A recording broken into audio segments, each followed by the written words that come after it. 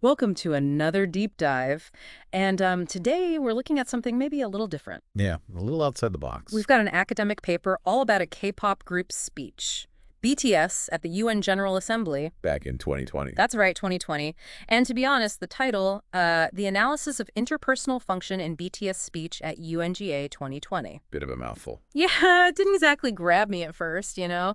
But I gotta say, once I dug in, there's some really fascinating stuff here about how language works, especially when you're talking about a group like BTS trying to connect with, well, the whole world. I mean, it's a great example of how even pop culture, can be looked at through a more academic lens. Oh, absolutely. So before we get too deep in the weeds with the academic jargon, let's just take a step back for a sec. Everyone remembers that speech, right? BTS at the UN talking about hope and resilience. Yeah, especially after what a rough couple of years it had been for, everyone. Exactly. And this paper, it really digs into the how of it all. They use this term interpersonal function, which sounds super complicated. Can you maybe break that down a little bit? Yeah, honestly, it's actually simpler than it sounds. Basically, it's about how we use language to interact with each other, to build relationships, to get our point across. Think of it less about what's in the dictionary and more about the impact of the words, what the speaker's trying to do. So it's not just what they said, but how they said it and what they were hoping to achieve with that message. You got it. The researchers, they wanted to figure out how BTS used language to really connect with that huge audience at the UN. World leaders, dignitaries, millions of fans watching online. It is interesting, isn't it, how we all kind of change the way we talk depending on who we're with. I know I definitely do it. We all do. And that's kind of what makes this analysis so interesting. The paper, it gets into the specific techniques BTS used to make their message really hit home. Okay, like what? Don't hold out on us. Give us the good stuff. Well, one of the first things that jumped out at me was how much they use declarative statements. Over 92% of their speech falls into that category. Declarative statements, so Right. just like stating facts or opinions. Exactly. Think, the sky is blue, or we believe in a brighter future. It's the most straightforward way to give information. Okay, so they're stating their beliefs, their experiences, but wouldn't that kind of make the speech, I don't know, sound a little flat, like a lecture or something? Right, and that's where things get interesting. Hmm. Because even though they use a lot of statements, they do it in a way that feels really personal and engaging. For example, at one point they say, I might be paraphrasing a little here, we were heartbroken when our carefully prepared plans fell apart. It's a simple statement, but it shows a kind of vulnerability that I think resonates with people. Makes them seem more human. Exactly, like they're going through the same struggles as everyone else. So it's not just the type of statement, it's also the content and how it's delivered. Yeah. Choosing words that evoke emotion, really connect with the audience. You got it.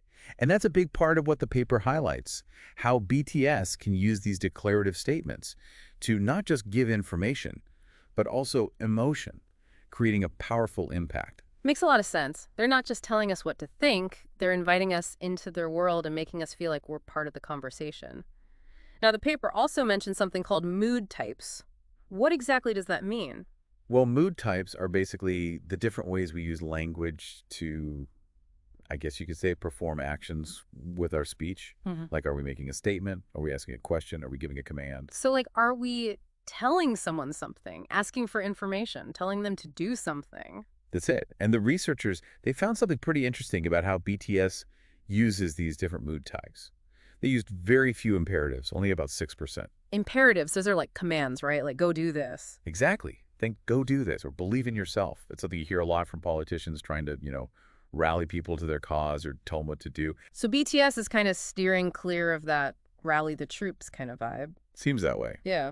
They're much more about sharing and connecting than commanding or instructing.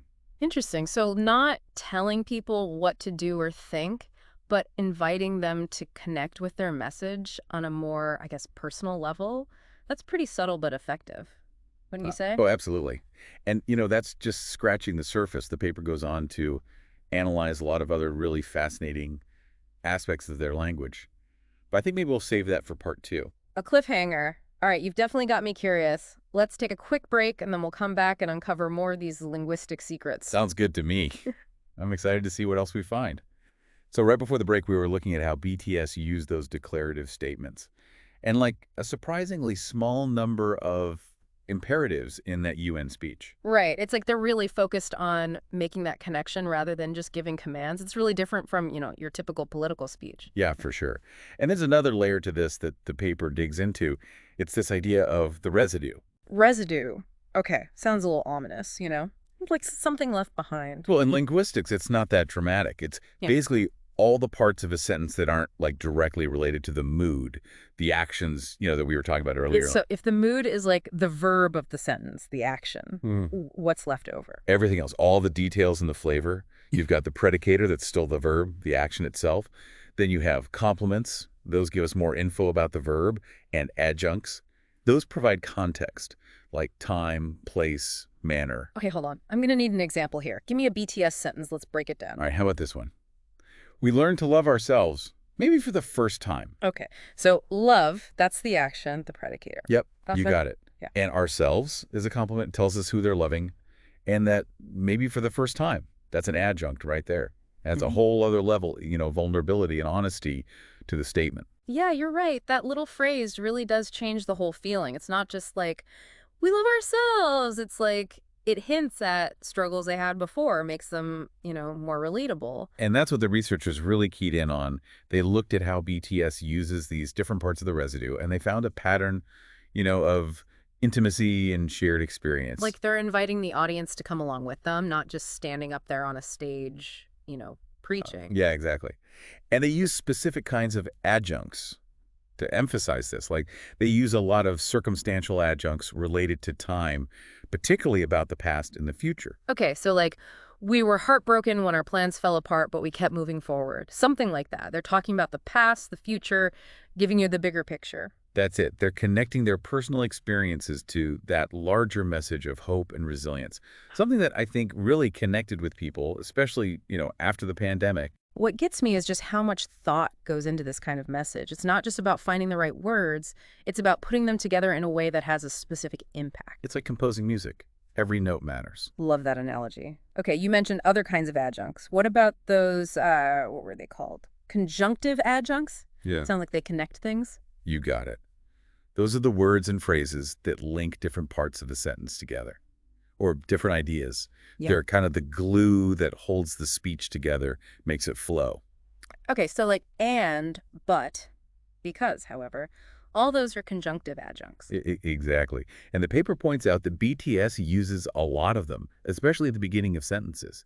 Helps them weave together these personal stories, thoughts on global issues, messages of hope, all into one seamless narrative. So they're like little bridges guiding the listener from one idea to the next. Makes the speech feel more conversational. That's it. Yeah. Reinforces that sense of intimacy we were talking about. Yeah. And they do it in a way that feels totally natural, Man, this makes me want to go back and watch that speech again. Pay attention to all these things. It's amazing how much you miss when you're just listening, without really thinking about it all. It's like you have this secret decoder ring for language.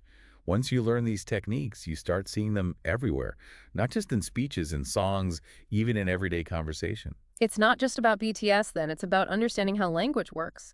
We could all use these tools better. Definitely. And speaking of learning, the paper also goes into how BTS brings in these educational elements into their speech. And speaking of learning, the paper also goes into how BTS brings in these educational elements into their speech.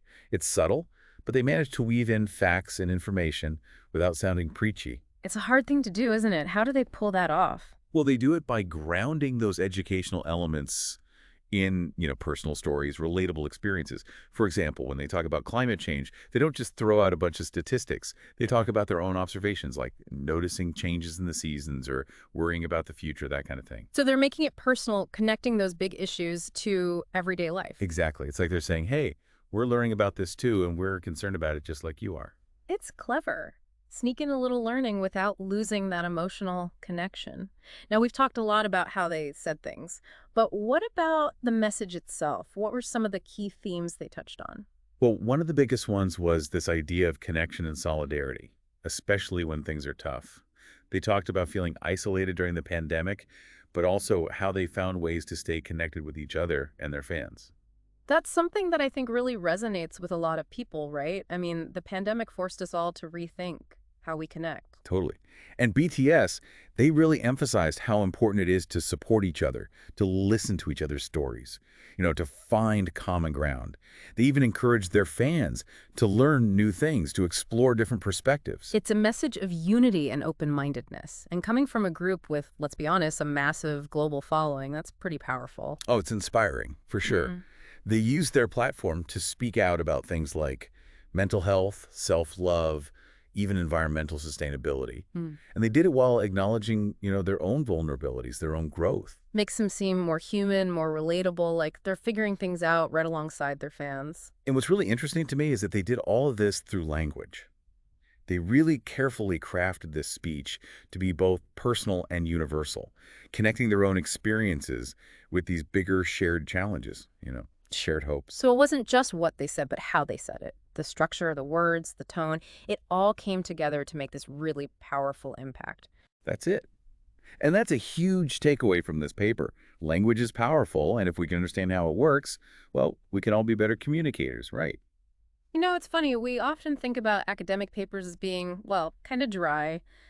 But this one really did bring the topic of language to life, didn't it? Absolutely. I mean, it reminds us that language is everywhere. It shapes how we see the world. Whether we're giving a speech at the UN or just chatting with a friend, how we use language matters.